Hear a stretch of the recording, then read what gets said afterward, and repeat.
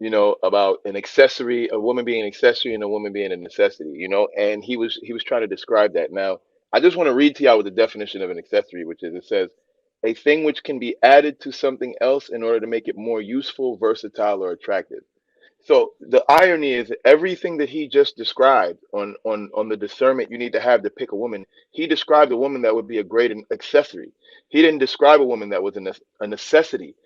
And the funny thing about, if a woman is supposed to be a necessity, like what he's saying, then that means you would pick any woman because you just need a woman. And so you wouldn't be actually, if a woman's supposed to be a necessity, like he says, then you wouldn't be discerning, because you're not discerning over water when you're dying of thirst. You're not discerning over food when you're dying of hunger. So things that are actually needs are the things that you're not discerning about. You're discerning about the accessories. You get what I'm saying? Like if you need to go out and, like, you get what I'm saying? Like your car has to have tires.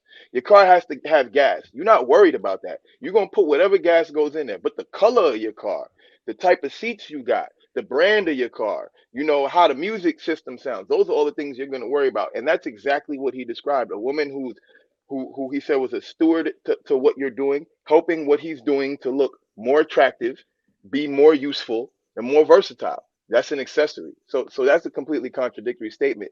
And I think he wanted to use the word necessity again because of, I forget who said it, but he wanted to use that because that's a word that's going to be attractive to women. Women are going to hear that and be like, yeah, get you a necessity wife, and all of that stuff. But he was describing an accessory. Go ahead, Marcus. Yeah, this a little off subject, but I wanted to say, Shan, when you were saying we've been disagreeing the last couple of weeks, so I appreciate your perspective, right? And I it furthers a conversation when we disagree. I think it makes for a better show. As long as we remain respectful and no ad hominems and none of that type of stuff, I welcome that all day long, because it furthers the conversation at the very least. At the very least. So I appreciate it. All right, we're gonna go to Shan after Hey, this. I want. We're gonna go to Shan and then we'll go Okay. So I think that when you go in, and if you reach that place of success, there needs to be a level of intentionality now of how am I securing a mate?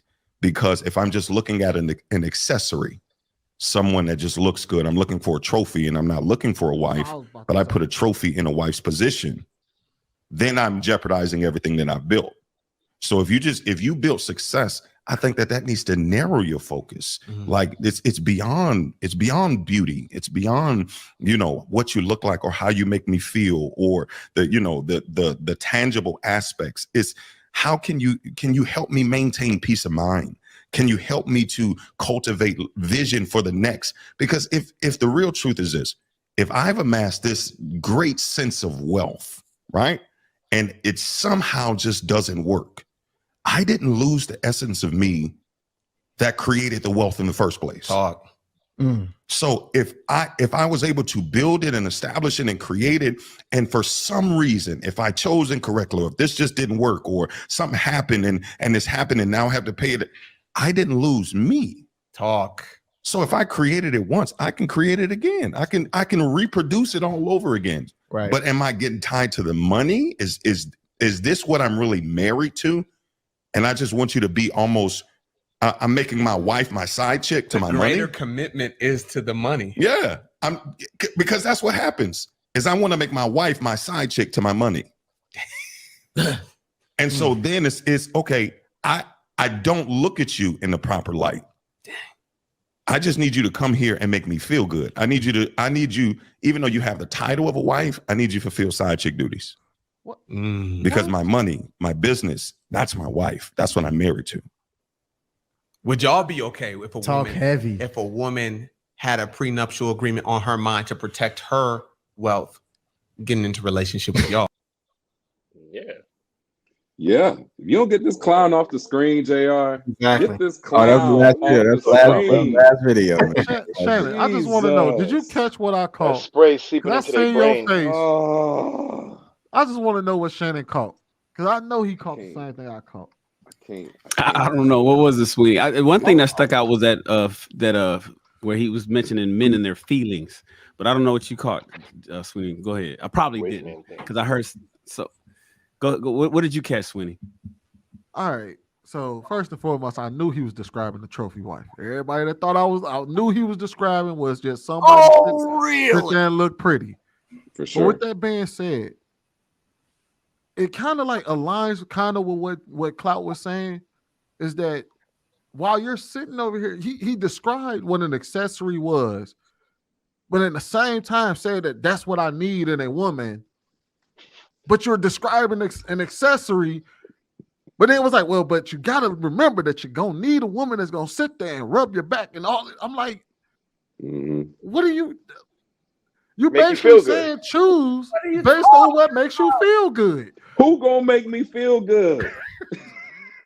When I ain't got no money, that's basically what what he was saying. When the money is going, I ain't got no wealth. Who really gonna make you feel good? But don't pick a woman that's gonna make you feel good.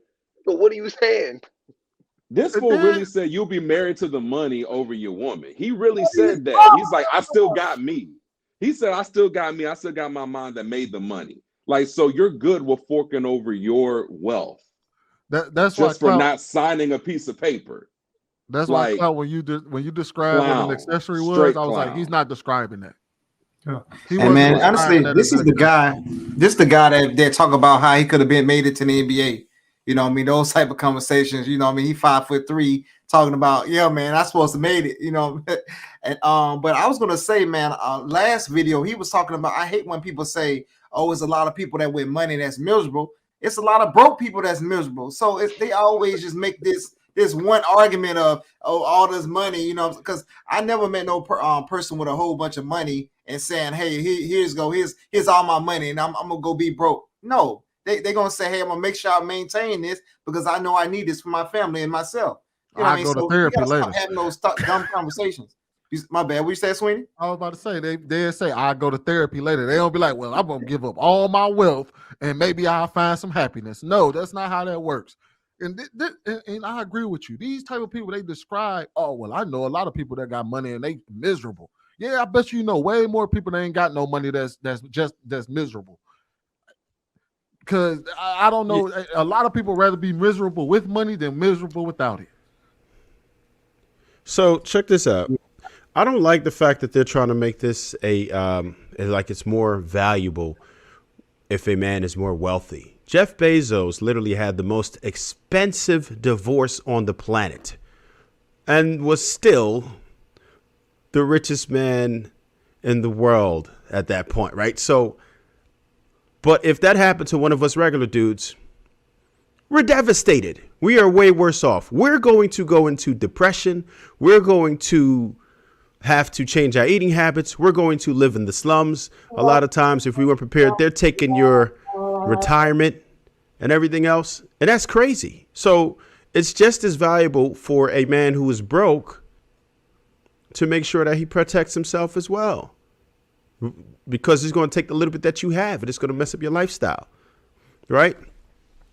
And secondly, I think we're ignoring the fact that there are some men. All right, so let's start with this. There are some women who get with dudes just because of the money, right? We know that many women don't like men. They just like what men can do, right? For their purposes, right? There are men who are considered to be heterosexuals, but really just don't like women. And that's not for me, but if you feel like that, and I know people like that, but they function just fine. They really don't like women, but they like some things that women can do. They might want somebody to rub their back. They might want somebody to, you know, little sloppy situation. They might want certain things from women. Maybe once in a while, they might want to chill. Maybe once in a while, they want somebody on the arm. They don't really need love from women, and they function just fine. It's not for everyone. Love ain't for everybody. And that's what, and to me, I feel like a situation like that has the potential to last almost as much as it does for people who do love each other, because they're not expecting love, right? They're not expecting the emotions. They're expecting the person to understand the assignment and to be compensated for it. There's no letdown in that kind of situation. So it's not for me, But I know people who function like that and they're just fine. They don't need a woman for everything. They don't need that steady companionship. They don't need to cuddle. Some people just don't need that. Some people just don't want that. So you can't really tell one person they should be for a wife, right? If they know what they want, right? You don't need to know what I think about it. It's what you think about it. What are you expecting a man from a wife? What do you want her to do? And it's for any other man to decide what my wife is supposed to do for me. You can't decide my wife's purpose.